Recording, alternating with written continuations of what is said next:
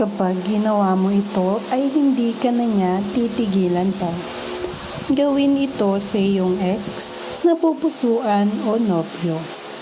Mag-aarab ang inyong pag-ibig.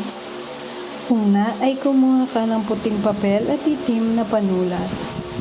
Isulat ang pangalan niya, buo at totoo ng 6 na beses.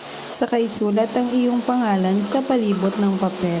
Sambitin ito ng pabulong habang hawak ang papel ng iyong 2 kamay. Jess Malipo Z, aking ka lamang. Hindi ka makakatulog nang hindi ako ang nais at laman ng iyong isip. Hanggang sa iyong panaginip ay nanaisin mo ako. Magpunas ng iyong pawis sa papel. Maaari ka rin gumamit ng luha. Dapat ay galing ito sa matinding emosyon gaya ng galit, saya o kalungkutan. Itupi mo ang papel papunta sa iyo ng 4 na beses, saka ito balutin ng pulang tali. Itabi mo ito sa iyong damitan. Mas maganda ay ilagay mo ito sa lagayan ng iyong underwear. Ingatan na walang magbukas ng papel na ito. Kapag ipinakita niya na sa iyo ang pag-ibig na nais mo ay sunugin ang papel.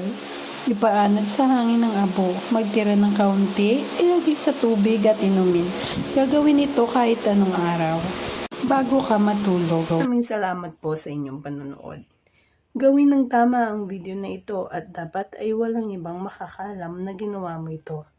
Kung ikaw ay may katanungan ay maaari mo kaming i-message sa Philippine One Foundation Facebook page.